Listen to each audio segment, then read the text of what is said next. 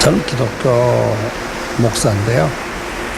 제가 생각하는 것은 결국에 이 지구만이 아니고 전 우주, 이것은 이제 하나님이 만든 피조물이거든요.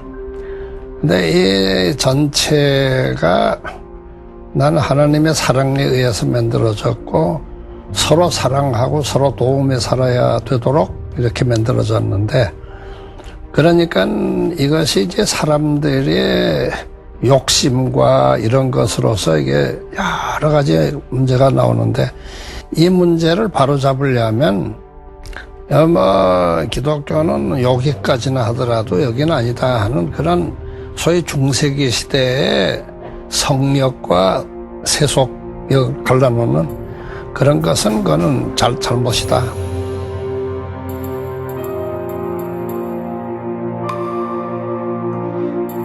당신은 누구요?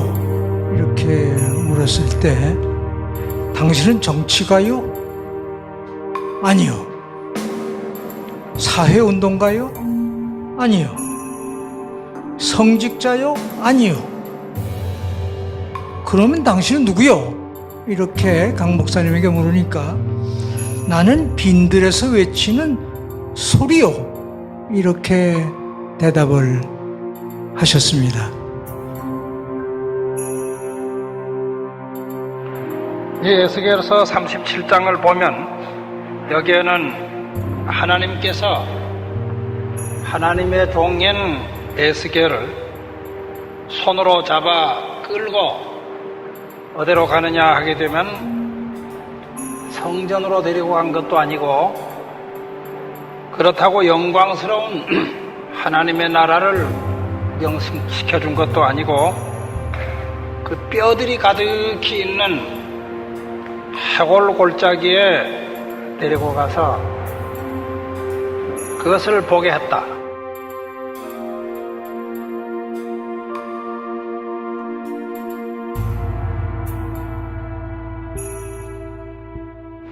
당신이 누구냐고, 왜 목사인데 정치적인 발언을 하느냐든지, 당신은 신학자인데 왜 한국 사회에 대해서 그런 발언을 하느냐라는 그런 어떤 정체성에 대한 질문 때 말하지 않으면 안 되는, 목사이자 신학자이지만 우리 한국 사회와 우리나라의 미래를 위하여 말하지 않으면 안 되는 어떤 그 내적인 그 충동이라고 할까요? 아니면 그 열정을 저는 빈들의 소리, 설령 누구도 듣지 않고 사람 하나 없어도 말해야 하기 때문에 말할 수밖에 없는, 외칠 수밖에 없는 당대의 삶의 조건과 현실 때문에 자신을 빈들의 소리라고 하시지 않았나 생각합니다.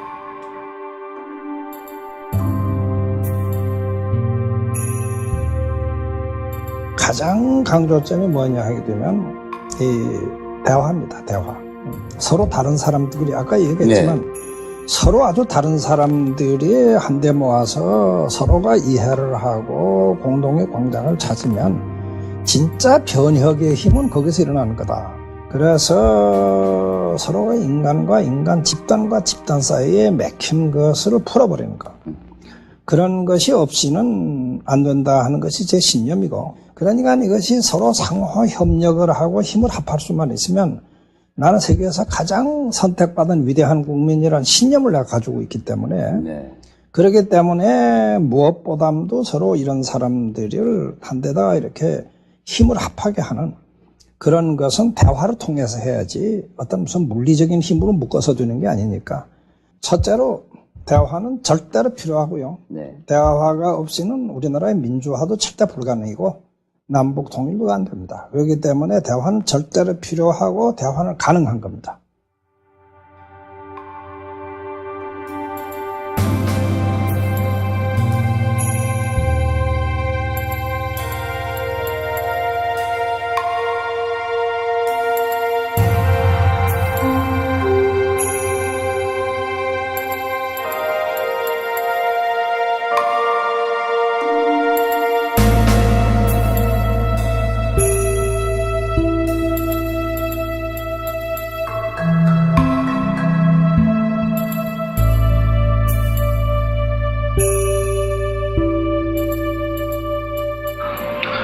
심사숙고는 여러분이 잘 아시는 대로 남들이 조용하게 잠자는 밤에 큰 소리 하나 들리지 않고 온 우주가 조용하고 평화스러운 환경으로 잠입해 있는 그러한 때 홀로 잠에서 깨어서 높은 망대 위에 올라서서 모든 것이 어두움으로 가리워진 그 저 멀리 저쪽에서 어떤 일이 일어나 이리로 오고 있느냐 하는 것을 항상 주의 깊게 바라보고 살피고 거기에서 이 어두움을 타고 어떠한 침략자들이 보이지 않게 침입해 들어오는 모습을 재빨리 발견을 하고 그것이 눈에 띄는 때면은 이 조용한 밤의 평화를 깨트려버리고 나팔을 불어서 사람들을 깨우치게 하고 그리고 오는 재앙을 미리 여기에서 막을 수 있는 그러한 길을 열어주는 그러한 일을 하는 것입니다.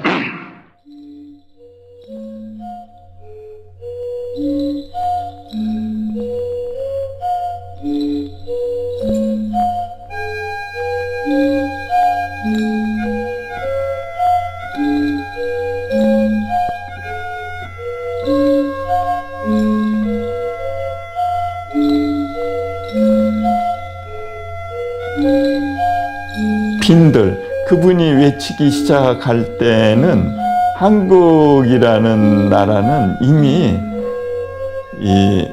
아무것도 없었던 시대에 외치기 시작하셨죠. 일제하에 모든 것들이 무너진 폐허 속에서 그분이 목사가 되겠다. 그분은 스스로 자기가 주인공이 되려고 했던 분은 아니에요.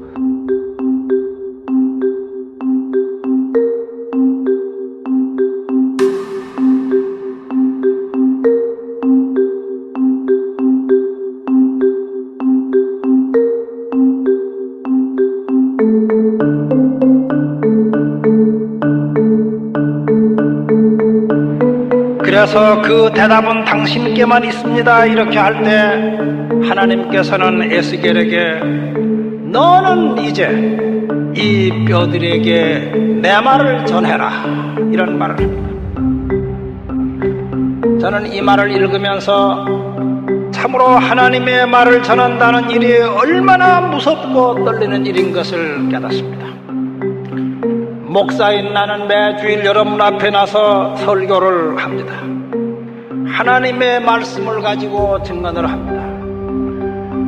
그러나 도대체 매주일 되풀이하는 그 설교가 우리가 살고 있는 이 상황 속에서 무엇으로 메아리쳐 오느냐 하는 얘기입니다. 생각해 보게 되면 해골로 화하여진 계곡 언덕 위에 서서 대답이 없는 홀로 말하고 있는 독백을 하고 있는 것이 오늘의 역사에서 설교하는 설교자의 슬픈 운명이 아닌가 생각합니다.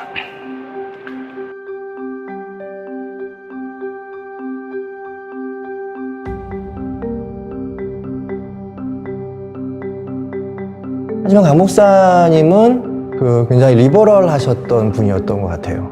굉장히 자유주의적인, 이렇게 어느 한 곳에 정주되지 않고 어느 한 곳에 매몰되지도 않은 채 굉장히 그 좌우를 비껴가면서 그 사이에서 생산되는 새로운 상상을 꿈꿨던 분이셨고, 이게 뭐 좌다 우다라는 경계에 머무르지 않으시고 항상 그 사이를 비집고 횡단하고 가로지르시려고 했던 분이셨던 것 같아요.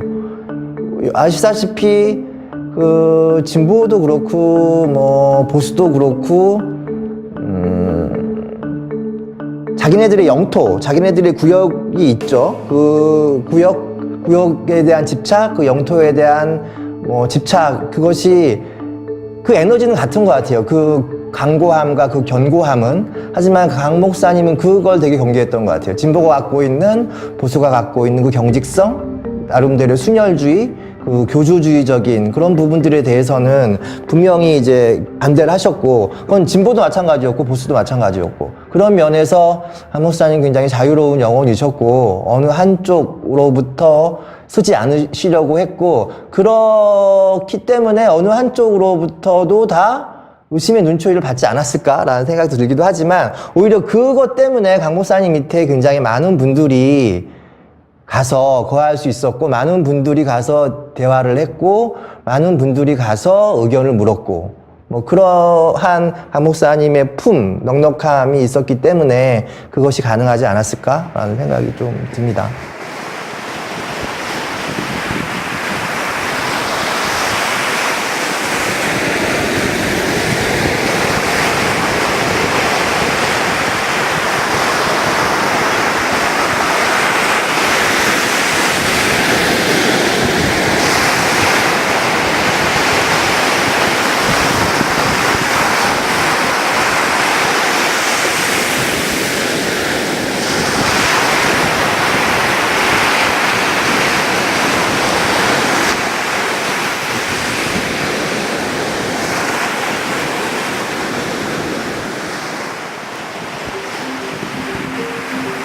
우리는 이와 같은 하나님의 오늘의 우리가 살고 있는 이 역사의 현실의 표면이 아니라 그 밑바닥, 거기에서 하나의 해골의 골짜기와 같은 현실을 직시를 하게 하고 난 이후에 그는 에스겔에게 이런 질문을 던집니다. 너 사람아, 이 뼈들이 살아날 것 같으냐? 그러한 질문을 던집니다. 하나님은 여기에 어떤 해답을 주지를 않고 네가 좀 대답해봐라 하고 엄숙한 질문을 던집니다. 여기에서 이제 이 에스겔은 대답을 해야 됩니다. 우리의 역사가 정말 이 역사의 내일 아침 태양이 정말 또 떠올라오기는 떠올라올 것입니다. 이런 하나의 빙사 상태에 처한 이 역사와 문명이 회생을 할 가능성이 있다고 믿느냐? 이것은 이 역사 속에 살고 있는 누구나가 여기에 대해서 정직한 대답을 하지 않으면 안 되는 것입니다. 그러나 이 물음에 대한 대답은 쉬운 것이 아닙니다. 다만 우리는 이 물음 앞에 옷깃을 여미고 사는데 우리는 쉬운 대답이 나오지 않습니다마는 이 질문 속에서 하나님의 구원은 이미 시작되는 것입니다. 우리가 이 질문 앞에 엄숙하게 서 있는 한 우리는 쉽게 어떤 유토피아에 빠질 수가 없습니다. 우리는 쉽게 광신도가 되어버릴 수가 없습니다. 우리는 천박하게 모든 일을 체념을 해버릴 수도 없습니다.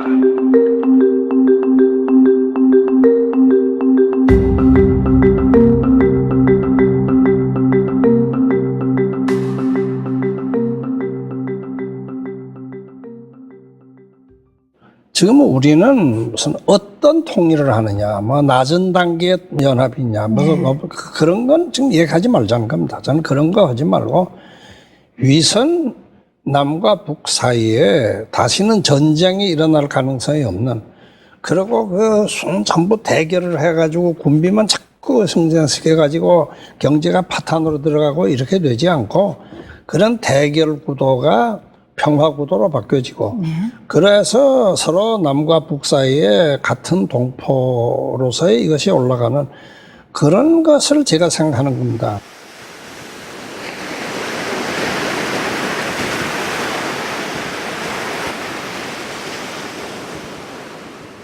나는 또 내 생애 중 만 35년간 48년에서 83년을 에큐메니칼 운동에 바쳐왔다. 엉터리 영어로 세계 각종 국제회의에 참석하면서 참으로 괴로운 생활을 했다. 주최 측이 제공한 극도로 제한된 여비로 제일 싼 자리에나 앉을 수 있는 비행기표를 받았고 동남아 지역은 $50, 미국 지역은 $100, 유럽은 $200까지 바꾸어지던 시절에 지구 각 지역에서 열리는 회의에 참가하기란 매우 어려웠다. 이러한 물질적인 궁핍, 문화와 언어의 장벽 외에도 어려움이 많았다. 특히 중앙정보부가 정부를 위한 선전은 못할 망정 비난하고 다닌다며 갖은 압력을 가해왔는가 하면 해외에서 반정부 활동이나 반체제 운동을 하는 친구들은 국제회의 석상에서의 나의 언행에 대해 감당하기 어려울 정도로 비판해왔다. 그런 와중에서도 나의 신념대로 양극을 피해가면서 오랜 세월 동안 에큐메니칼 운동에 헌신해왔으나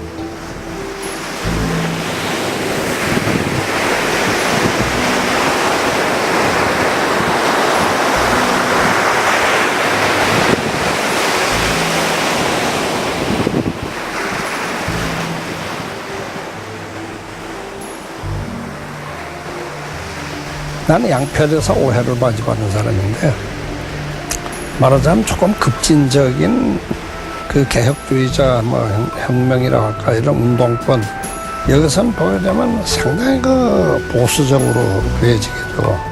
또 이 보수적인 사람 보게 되면 얘는 넘어지게 급진적으로 올라가는 것처럼 보여지는데, 저는 이제 소위 그래서 중간 집단이라는 말을 오해를 해가지고, 저는 뭐 중간에 서 있는 어떤 회색 분자다 하는 식으로 얘기하는데, 저 자신은 올바른, 내가 확고하게 서야 될 올바른 이치를, 이것을 이제 참 한국말로서는 어떻게 정확하게 번역하지만 나는 영어로서 between and beyond, 그러니까 그 둘의 중간에서, 그러나 중간에 서 있는 것이 아니라 그것을 넘어서서 양쪽을 함께 안고 들어간 제3지대에서 만나는, 이제 그게 제 입장에 저 뭐 아주 변함이 없이 내려오는 입장입니다.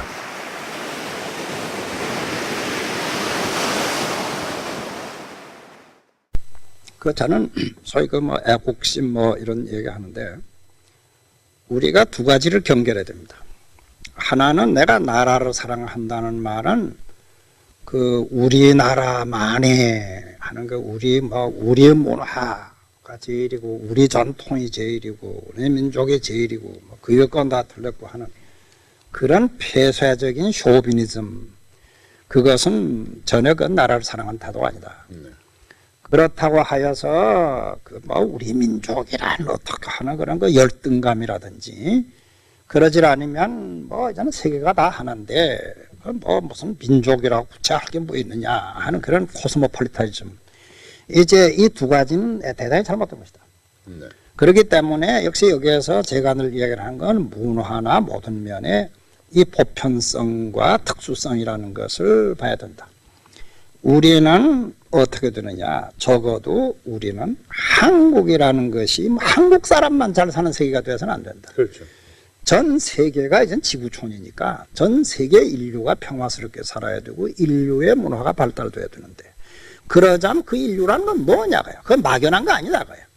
이 지구 위에 있는 여러 종류의 민족이 가지고 있는 서로 좋은 것이 합해서 만들어가는 게 세계다고요. 그러니까 한국 사람은 한국 사람에게 주어진 특수한 것이 있다. 그것을 우리가 적극적인 것을 살려서 그것을 키워서, 그래서 아주 모범적인 국가 공동체가 됨으로써 이 세계 공동체에 가장 여기에서 우리들만이 할 수 있는 이 특수한 역할을 최대한으로 해나가는 것. 이제 그것이 인류를 위하는 길이고 나라를 위하는 길이다. 그것이 내가 말하는 비전이에요. 이제 사랑이 엄청나게 많으신 분. 사실 그 돌아가셨을 때 빈소에서 너무나 많은 사람들이 목사님께서 나를 특별하게 사랑하셨다고 하는데 그 사람들의 숫자가 엄청났어요. 그러니까 제가 느꼈던 그 사랑이 저한테만 국한됐다고는 생각하지 않고요. 항상 해야 할 이야기가 있을 때는 들어줄 준비가 돼 있으셨고, 저보다도 더 제가 할 수 있는 일, 하고 싶은 일, 그리고 여러 가지 선택의 가능성들에 대해서 통찰력을 가지고 계셨고, 필요할 때는 제가 알아들을 수 있는 친절한 말로 관심을 가지고 지혜를 알려주셨고, 힘들거나 뭐 어려운 일이 있을 때는 동정심이 엄청나게 많으셨고, 그리고 기쁜 일이 있을 때는 또 너무나 아낌없이 기뻐해 주셨고, 뭐 너무 많아서 생각이 잘 안 나요. 그러니까 첫 만나니까 첫인상은 어떠셨어요? 무서웠죠. 강 목사님은 사실은 알고 보면은 그렇지 않은데 처음에 뵐 때는 그렇게 선뜻 가까이 다가가기가 어려운 그런 그 카리스마가 있으세요. 그리고 또 연령적으로도 뭐 상당히 차이가 있는 세대적으로도 그렇고 그래서 처음에는 굉장히 어려웠어요. 나중에 이렇게 가까워질 줄 몰랐어요. 강원영 목사님의 호가 여해거든요. 이 호는 강 목사님의 은사인 장공 김재준 목사님께서 지어준 호입니다. 대개 호를 지어줄 때는 그 사람 다움을 표현할 때, 그리고 아니면 그런 사람이 되라는 뜻에서 말씀을 하시죠. 당신은 바다 같은 사람이다라는 표현도 되고, 바다 같은 사람 되라. 강원영 목사님을 생각하면 이렇게 바람 같다는 느낌이 듭니다. 지금도 눈에 선연한 거는 그분은 외치는 자예요. 제가 느낀 거는 그 여해가 가지고 있었던 그 방송관이라는 것이 20세기, 21세기의 그 미디어에 관한 철학과 생각이 굉장히 정확했어요. 그게 인상적이었어요. 설교하실 때나 누구하고 말할 때 그분의 외침을 들은 자는 행복한 자예요. 뭔가 우리가 꽉 막혔던 어떤 데가 뚫려요. 제 생의 어느 순간에서 바람처럼 왔다가, 그때는 그 바람이 뭔지 몰랐는데 그 바람이 스치고 나서 20년이 흐른 지금, 그때 저에게 불어왔던 그 바람 때문에 제가 신학을 할 수 있게 되었고, 또 세상을 바라볼 수 있는 하나의 렌즈가 형성이 됐고, 또 사물과 대상을 이해하고 관계 맺는 기술을 하나 가지게 됐던 것 같아요. 그 바람 때문에.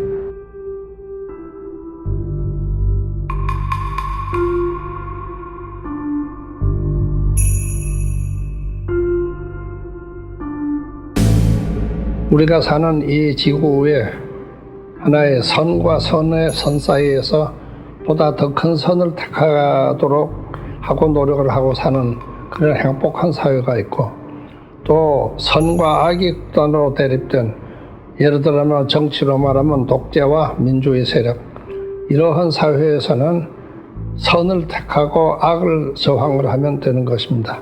그러나 가장 살기 어려운 사회는 악과 악이 지배하고 있는 사회입니다. 탐욕에 의해서 모든 것이 하나의 그 선과 악을 구별할 수 없게 된 그런 사회입니다. 이것이 우리가 살고 있는 오늘의 한반도라고 나는 생각합니다. 북쪽이고 남쪽이고, 또한 우리 남쪽 사회, 정치, 경제, 사회, 종교 모든 분야가 하나의 참 암 환자와 같은 상태에 있습니다. 이 암은 수술을 해야 되지만은 지금 수술을 하면 죽습니다. 그러니까 이것은 국민들이 자각을 해가지고 국민들 속에서 샘물이 솟아나오게 하고 아왕산 가스 속에 산소를 보급시키는 운동을 해야 됩니다. 이 운동을 여러분이 앞으로 꾸준히 해서 창립 15주년이 되는 때는 우리 사회가 훨씬 공동선에 실현되는 사회가 되어지기를 진심으로 바랍니다.